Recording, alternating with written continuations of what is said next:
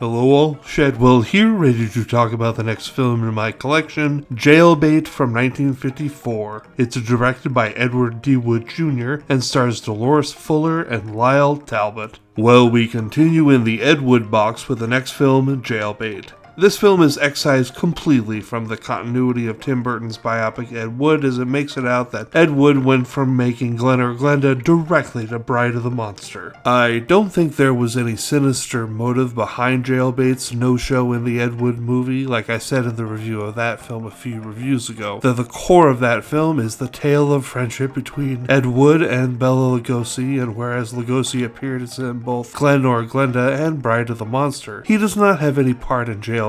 So I think it just finds itself out of the movie because it doesn't strengthen the narrative. The first thing I want to talk about in this review is that I didn't hate Jailbait like one might expect to feel when they watch an Edward D. Wood Jr. film. I actually kinda liked it even. I mean, the story is preposterous and the cheapness is on full display, as there are some scenes where you can see crew visible, and there's an early car switcheroo that I guess they were hoping we just wouldn't notice, but was it entertaining?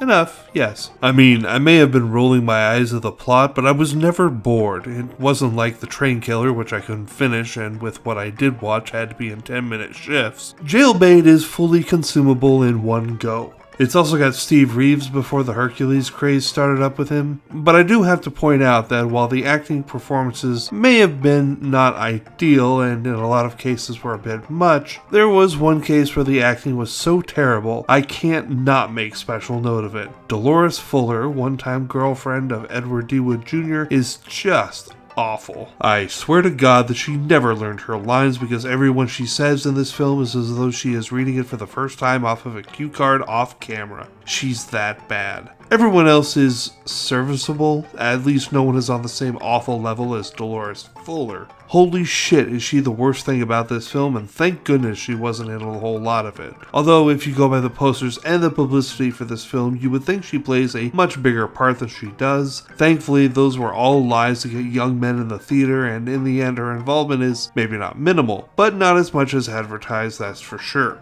This film would be getting a much worse grade if it featured Fuller in a larger role, so I guess in the end, everybody wins. I'm gonna give Jailbait a D+ for having a lot of technical problems, but still being watchable, and you'd be shocked by how often that low bar isn't met. Tomorrow we continue with the Ed Wood box's Bride of the Monster.